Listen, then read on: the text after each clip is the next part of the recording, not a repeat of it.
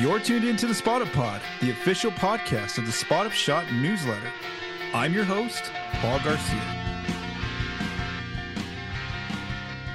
In today's episode, reviewing the Spurs' last 4 games, Keldon Johnson post All-Star break, the Spurs' defense in their first 11 games without Victor Wembanyama, the latest on De'Aaron Fox's finger injury, and previewing the upcoming games for this upcoming week.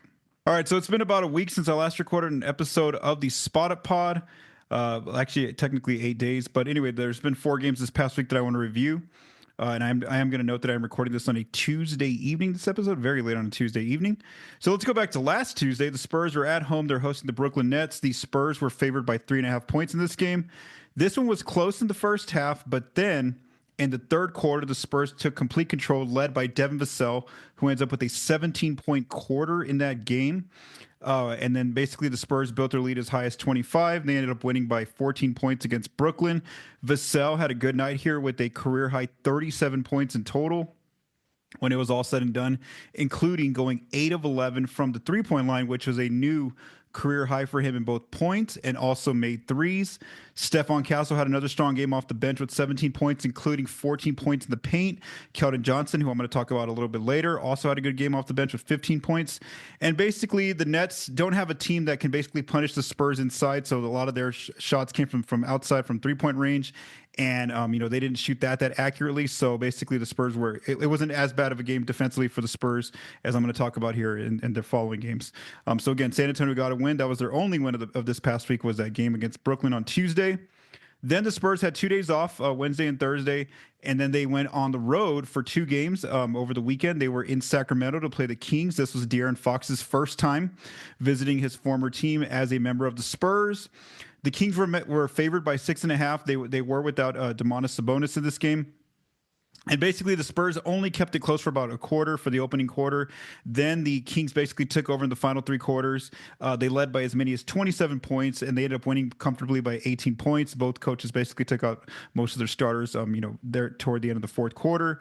Stephon Castle had a good scoring game here with 25 points off the bench, including another 14 paint points. Just, again, continuing to be aggressive, attacking inside, and defenses really can't contain him from getting to the free throw line and getting inside for paint scoring.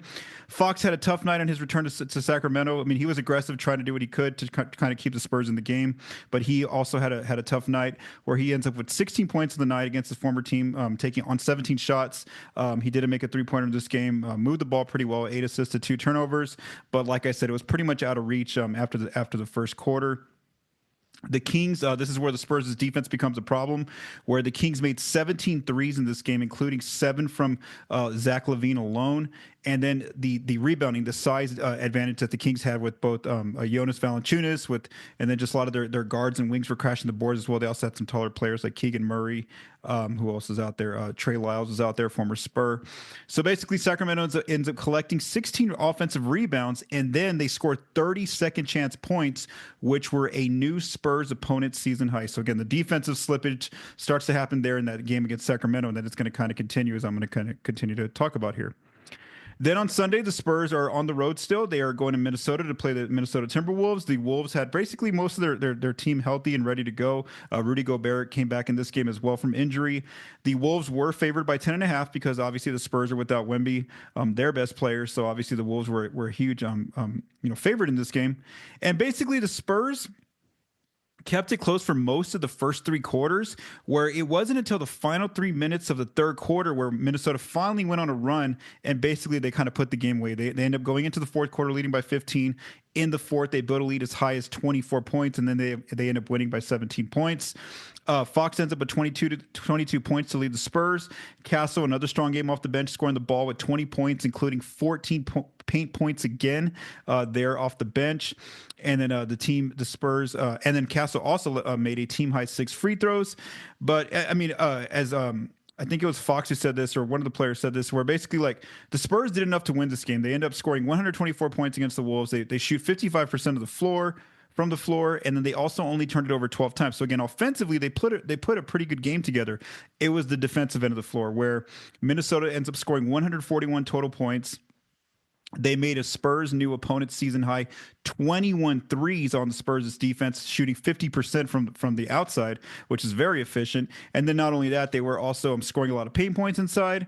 And then, of course, the second chance points, they basically matched what Sacramento did, where I mentioned that Sacramento scored 30 second chance points against the Spurs, which was a new season high. Well, Minnesota did that as well. So again, 60 points in those two games combined in second chance points. So again, the size, the rebounding issue continues to be an issue for San Antonio as they're going through the stretch without Wemby. And then on Monday, the Spurs were back home in the Frost Bank Center. That was I was able to go to that game. I was in San Antonio for a few days, and so I was able to attend this game. And on paper, this looked like this is going to probably be a Spurs win because here were the factors. The Spurs were favored by 7 points. Again, they haven't really been favored at all since Victor went down. It's only been 2 games now that they've been favored in since Victor without Wemby. So they were favored by 7, the most they've been favored by. The Mavs have been really dealing with injuries where they literally only had 8 healthy players available. So all they had was 8 healthy players. And not only that, Dallas came in struggling where they were on a 5-game losing streak. But it didn't go according to plan as far as what Vegas thought. Basically, it was close throughout. Nobody ever really moved away from each other, the Spurs and the Mavs. No team ever got a lead as high as, I think, 8 or 7 points the entire night. So basically, it goes down to crunch time. In crunch time, Dallas enters crunch time, the final 5 minutes, with a 3-point lead. In those final few minutes, both teams basically exchange baskets where the Mavs outscored the Spurs in crunch time 16-15, and that's enough to hold on for a 4-point win. Harrison Barnes has a really good game with 29 points in the starting lineup, including 16 paint points. He was a perfect 8 of 8, driving the ball into dunk layup range. I mean, just relentless in attacking the basket for layups, for dunks. He also had 12 points from 3. Keldon Johnson had a strong game off the bench with 28 points total, including 12 in the paint, attacking inside. Also 12 from 3, 12 points from 3. And then Vassell had a good scoring game with 24 points here, with 14 points in the paint for him as well. Those were the Spurs' 3 leading scorers. But just like the game against Minnesota, the Spurs did enough to win offensively, as Keldon Johnson said after the game. They scored 129 points. They shot well from the floor, 52% as a team. They only turned the ball over nine times. However, when we look at the other side of the floor, that's where the issue was again. The Mavs, with again just 8 players playing for them, end up scoring 133 points total. And not only that, they actually struggled from 3. They didn't shoot an efficient percentage. And I went back and looked at their wide open threes data, and they were basically like 3 of like 19, I think, on wide open threes. So it wasn't even the outside that was the problem for the Spurs' defense. It was the inside, where Dallas still scored with just 8 players, 62 points in the paint. And they made an opponent's season high 27 free throws. They just continued to get to the line over and over again. And then toward the end, the Spurs did have to intentionally foul them for a few possessions. But still, they end up making 27 free throws, which is a new opponent season high for a Spurs opponent. And then still, even with 8 players available, Dallas still got on the boards as well, and they ended up scoring 24 second chance points, which were a lot for a Spurs opponent. So again, my prediction last week, when I last recorded my episode, I forgot that I wouldn't have recorded before the Dallas game. So I would have honestly said the Spurs should beat Dallas. So I would have gone 2-2 in my prediction. No, the Spurs went 1-3. Vegas also said the Spurs should have gone 2-2 this past week. They ended up going 1-3. So again, a tough week for San Antonio out there. Now, they are currently, as of Tuesday evening, they are now 26-37, just so 11 games under 500, the most they've been, the furthest they've been from 500 this season. They now have 19 games left. One good thing this did for the Spurs on Monday night is at that time, by them losing that game, they had actually been at 9th in the lottery order. But on this night, on Monday evening, they had actually tied the Bulls in terms of being tied for 8th in the lottery order. So again, the Spurs are, the more they lose, it does help their lottery chances. And we are seeing that they're not too far from striking distance with teams such as Chicago, who were 8th, Philly, who's 7th, Brooklyn 6th, and then Toronto 5th. But the Spurs do have some opponents that where they might be able to get some wins, as I'm going to talk about here a little bit later. So maybe losing games isn't going to be totally in the picture right now. Early on, especially with this coming week with the schedule they have in front of them. All right, so last week I really focused on Stephon Castle and how he was doing so far through his rookie season. And again, he's had some really strong games, as I mentioned there, where at one point I think he had scored 6 games in a row with double-digit paint points, and then he had a streak there where he was scoring like 5 of 7 games with 20 or more points. So Castle's done a really good job, as I mentioned last week, about really adapting to that new role of coming off the bench where he stays aggressive, he's getting into the paint. Teams are really having trouble with him, and if they can't stop him from getting into the paint, they're actually fouling him. And that's where he ends up leading the team in free throw attempts, and sometimes makes on most of these games recently. So again, I spent a lot of time last week on Castle, if you want to go back and listen to that episode. But the player I want to highlight this week, who's been playing pretty well, especially offensively, off the bench, is also Keldon Johnson. So I want to talk about Keldon, how he's kind of doing, looking at his numbers, both pre-All-Star break and then post-All-Star break. So, and really we could also say, pre with Wemby and then pre without Wemby. I mean, and then post without Wemby, because, after All-Star breaks when Wemby hasn't been back, due to that blood clot issue that he's recovering from. So Keldon, let's talk about before All-Star break. 49 games played, so that's the bigger sample size, obviously. 23 minutes a night off the bench, 11.5 points on 9.5 shots, shooting 45% from the floor. 3.6 three-point attempts, making just 30% of his threes. So again, he was really struggling before the All-Star break from outside, just making 30% of his threes. 2.4 free throw attempts, and then 77% from the free throw line. 4.5 rebounds, 1.4 assists to 0.9 turnovers, 0.6 steals, 0.2 blocks, and a usage percentage of 20.2%. That's going to be important here as I talk about post All-Star break. Now let's go to post All-Star break. Again, the sample size is very small. It's only 11 games so far that he's played in post All-Star break. Also, on the floor all these games without Wemby. He has seen an increase in his minutes, barely by 3 minutes. So he's now playing 26 minutes a night post All-Star break. But it's his scoring that's really taken a huge bump up. So he's averaging 16.6 points per game right now post All-Star break on 10.6 shots. So again, that's basically plus 1 extra shot per game that he's getting right now. But it's his accuracy that's really improved, both his finishing around the rim and then also his 3-point shots. So right now, post All-Star break, he's making 61% of his shots overall from the floor. His 3 volume has basically stayed the same. Like I said, 3.6 pre-All-Star break. He's only taking 3.7 threes post-All-Star break. So it's not like he's forcing a lot more threes up. He's taking the same amount.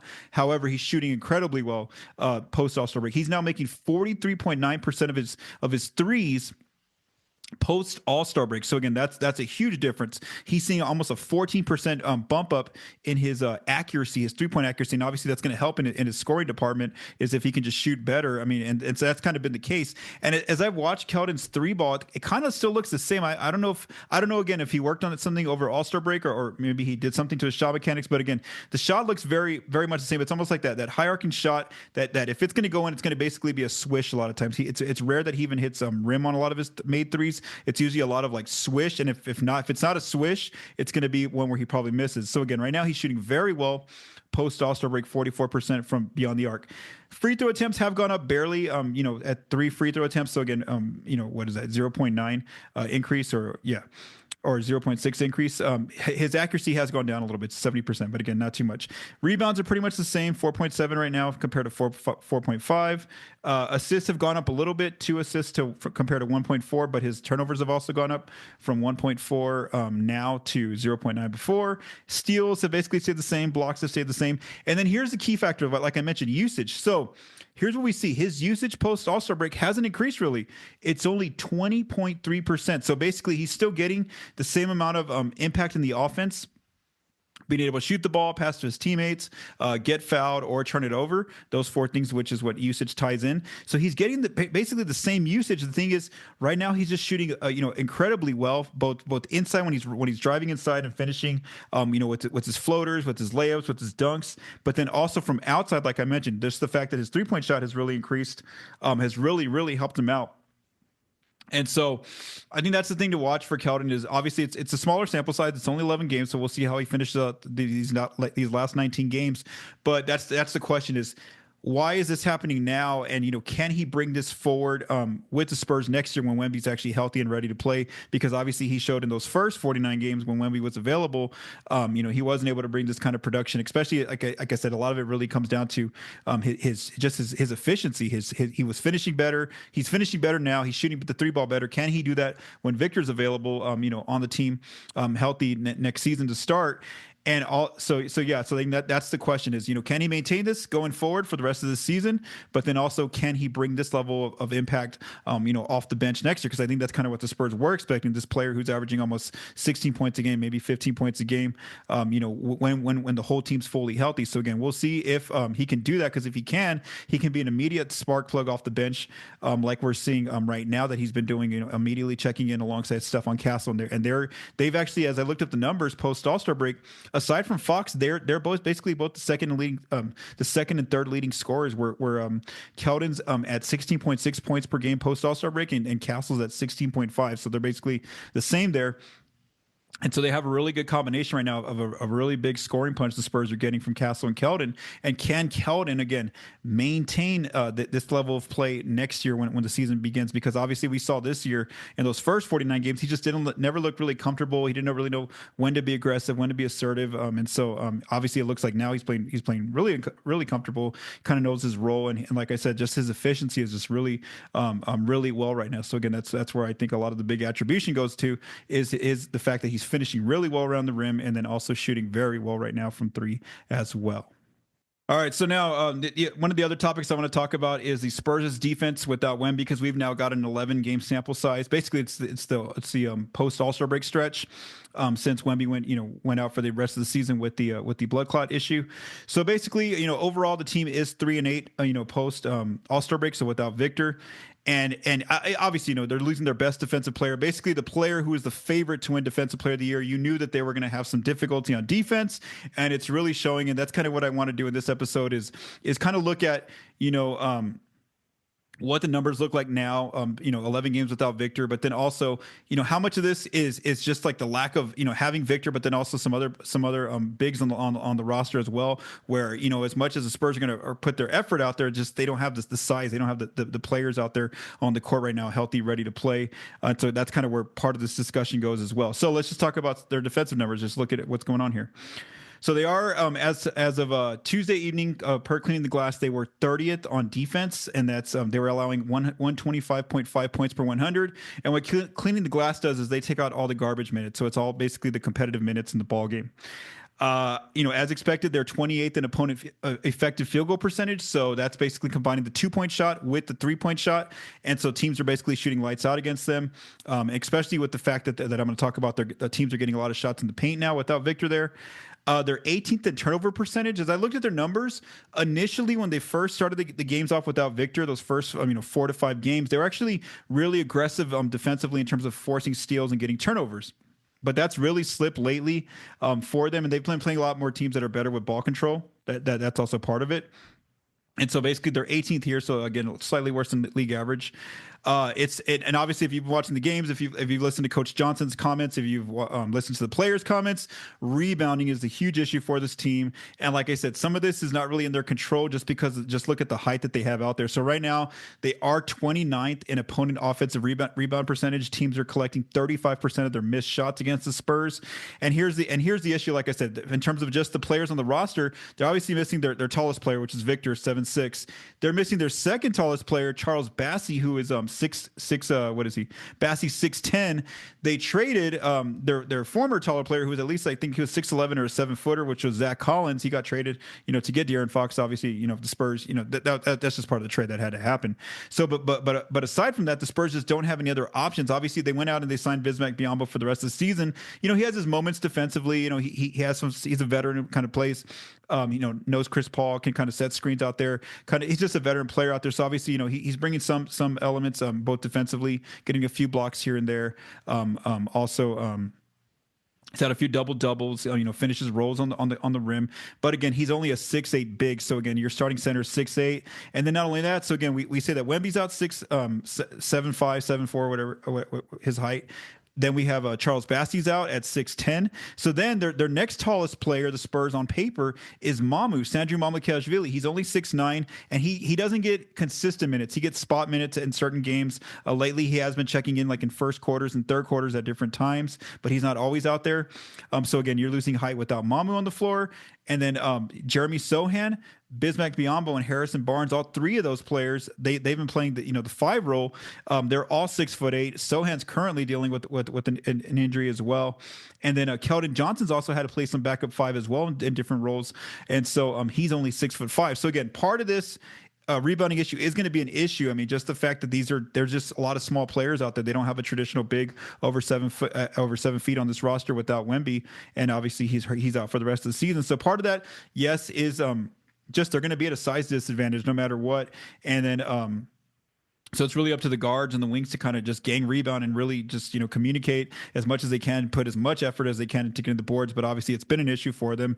Almost every team they play is going to have a size advantage. Even the loss of Dallas, that size advantage was exposed with Kessler Edwards, who's a two-way player, two-way contract player, ends up with I think it was 16 or 18 paint points against the Spurs. And then also Dwight Powell comes in and has eight paint points as well against their defense. They were doing a pretty good job with the opponent free throw rate. They're 11th right now post Wemby, without Wemby, but it became an issue for them. We really saw in that game against Dallas where the Mavericks got to the line and ended up making 27 free throws. Looking at their frequency and accuracy defensively, again post Wemby, without Wemby. Obviously, this was happening when Victor was on the court. Whenever Victor would take a rest, the Spurs' the opponent's frequency of shots at the rim just skyrocketed, and so that's obviously now been the case for 48 minutes a game, where the Spurs are now 27th in rim frequency, where teams are attacking them inside. According to Cleaning the Glass, teams are finishing well against them because the Spurs' defense is 20th in accuracy there. They're fourth in mid range, allowing the fewest mid range shots, but that's also because teams are getting either rim or they're getting threes against them. But then when teams do take mid range shots, the Spurs are 28th in opponent accuracy from mid range. And an example here is a player like DeMar DeRozan had a good game against the Spurs in mid range. Klay Thompson had a good game. Again, a lot of those teams don't really take mid rangers, but there's select shooters that can take advantage of the Spurs having that open space there in the middle of the floor. The area of the 3-point line that they're really allowing a lot of attempts from is the corner three. So teams are, kind of getting inside and either kicking out, and a lot of the times they're swinging around and getting good shots at the corners. And so that's where the Spurs are 24th, and they're allowing, in terms of allowing the most corner threes. They're 16th in corner three accuracy. So again, teams are kind of shooting about league average there against them. And then they're actually kind of okay here in terms of arc threes. So again, in arc threes that above the break three, they're 10th in frequency of shots from there. So again, that's not too bad, but teams are shooting well there. The Spurs are 22nd in opponent accuracy from the arc three. In the half court, that's also been an issue for the Spurs. They're 27th in half court defense right now. They haven't really been letting too much transition defense be an issue for them. So that's kind of a good sign for them. But again, in the half court, teams are kind of just picking them apart and scoring efficiently. One thing I also did was I kind of just broke it down by quarters, their defense, and I kind of wanted to see, where's the issue really happening, and it kind of just follows the tail of these games, as I mentioned before, both this week and also the last few weeks since Wemby's been out, is that we really see that the Spurs are either winning a game or they're kind of right inside, they're hanging tough with their opponents in the first two quarters, and then all of a sudden the third and fourth quarter get here and the games just completely get away from them, and this kind of paints that picture with their defense. So here's the numbers. In the first quarter, they're actually a top 10 defense. They're allowing 108.7 points per 100. So again, 10th in first quarter defense. So again, the game's just starting out. Then the second quarter comes, and then their defense starts to fall apart. Then opponents go from 108.7 points per 100 in the first quarter to now 123.4 points per 100 in the second quarter, which moves them to 26th defensively. Then it gets worse in the second half. In the third quarter, teams come out scoring 135.8 points per 100, which is 30th, obviously last. And then in the fourth quarter, doesn't improve that much better, where it drops down to 125.1 points per 100, but that's 28th. So again, it's really more so, well, actually, I mean, defensively, it really starts in the second quarter. quarter, but just skyrockets there in the third and fourth quarters, and that kind of follows the rhythm of these games where we see that the Spurs are able to hang tough with these teams for about a half basically, and then all of a sudden the game just runs away from them. And part of that again is missing their best player in Victor Wembanyama, and like I mentioned, some of the stuff they just have no control over, like the size disadvantage that they are facing right now with the roster that they have in place for these last 19 games of the season. We also see just I looked at kind of the overall numbers. We do see that they're getting into these like track meets, I guess you would say, where like they're going and scoring a lot of points and shooting efficiently, not turning it over. But then the other team's coming back and doing the same thing to them. So they've allowed 120 or more in 6 of their last 11 games. Obviously, without the leading shot blocker in the NBA, Victor Wembanyama, the team is going to have an issue with blocks, and so we've seen that their block numbers are really cratered here. But that's expected. I mean, they're losing a guy who is blocking almost 4 shots a game on his own in Victor. And so I think, the players who really come through for the blocks right now are Bismack Biyombo's been doing a good job. Even Devin Vassell's been doing a pretty good job getting some blocks there. But again, overall, the team block numbers have really taken a hit, which that's expected again without Victor on the team. And then, like I mentioned, the last area is those opponents' second chance points. And that just paints the picture of teams getting those extra rebounds against them. And that's more so that size issue and teams just kind of scoring inside. That's just been a huge issue. So again, overall part of this is personnel, the players that they have on the floor. This team is built to have Victor anchoring the defense, being down there to help in the paint scoring or paint defense and rebounding. And then also, as the players have talked about, yes, Victor's not there, and even like right now, Jeremy Sohan's been out for a game and Charles Bassey's out, but still, it comes down to communication. How much can you limit, as Mitch Johnson said, the point of attack defense, at least trying to stop those teams from kind of penetrating the lane and either getting to the free throw line or kicking out for 3-point shots. And so that's kind of also on the players that are still out there, at least try to, even though you may not have a deterrent, a deterrence there in the front court once they get into the paint with Victor being gone, at least can you at least try to do what you can to kind of try to limit that initial point of attack there of the players, the guards and wings kind of getting into the paint. But again, we'll kind of just see, what kind of, how they finish out the season defensively, because obviously that's been the huge issue for them. And it's not a surprise, losing their best defensive player, the player that was going to probably be defensive player of the year here in Wemby. Let's keep going. Also on Friday, De'Aaron Fox provided some interesting news on Friday after that game against Sacramento. So one thing about Fox, I think I mentioned it here on the Spotted Pod, is that he has been dealing, or it wasn't something that happened with San Antonio. It was a prior injury from Sacramento. So when I don't know if it was in training camp or when the season had just started with the Kings, he had injured one of his pinky fingers, his pinky finger. And so if you ever watch him, he has the 2 fingers taped there. And so basically he said that this is something that needs to probably get have off-season surgery to fix. It's not going to be something that can be fixed, during the season. And so what was interesting was that, someone asked him about, one of the reporters asked him, I don't know how the question came about, but, I didn't know initially when I watched listened to the interview. But anyway, basically, what are the Spurs going to do with that, or what does he plan on doing with the finger? And so he basically said that he's planning on having it checked out when the Spurs go to LA in their next game against LA, which is the Lakers on March 17th. And I want to read you the full quote just to kind of explain this situation. So he says, "We're shooting for whenever we're in LA because the doctor's in LA, so it's because the doctor is in LA, so it makes it a lot easier. The surgery may or may not happen that day." So again, the Spurs visit the Lakers on Monday, March 17th. And so again, we don't know right now. This team hasn't said anything, publicly about, is Fox going to be shut down if he has to have surgery on that day, on that finger, if it goes through, is he out for the rest of the season, which is basically going to be like 16, 15 games left at that point.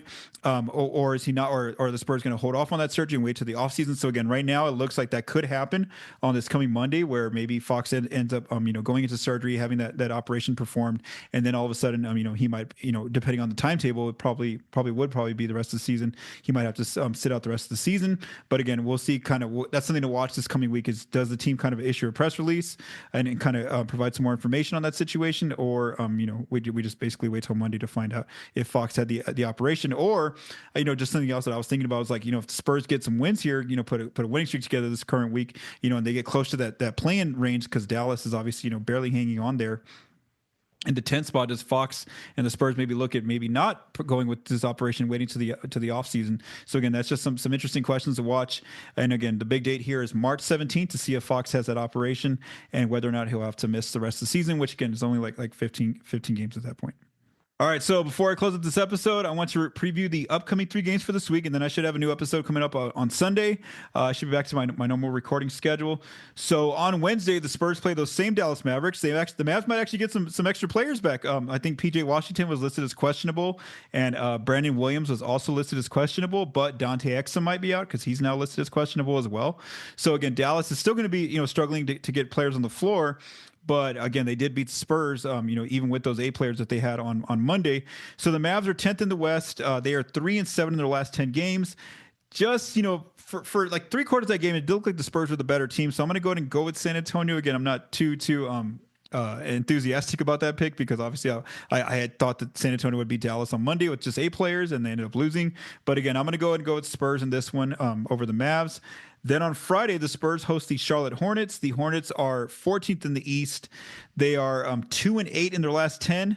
And I was gonna, when I was thinking about this, and I was like, oh, automatic win for the Spurs. But then I remembered that even with Wemby and and having most of their team together, the Spurs, they ended up struggling against Charlotte. Now that was one of the first few games with De'Aaron Fox, but still they ended up losing to the Hornets. So for this one though, I'm still gonna say Spurs in this one. So I'll go San Antonio.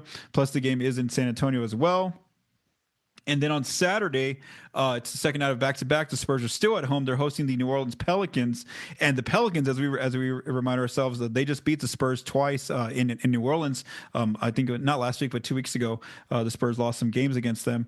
And so the Pelicans are 14th in the West, and they are actually playing better basketball. They're 5-5 in the last 10 games, and so I will say a loss for the Spurs in this one. So again, I'm going a little bit more optimistic than I would have been last week. I'm going 2-1 for the Spurs. But again, we'll kind of see what happens. Thank you for taking the time to listen to this episode of the Spot Up Pod. If you like what you heard, please subscribe and leave us a rating on your favorite podcast apps and our YouTube channel. The Spot Up Pod is recorded and produced by Paul Garcia. The music for this episode was written by Vincent Garcia and Paul Garcia. Thank you for listening and have a great day.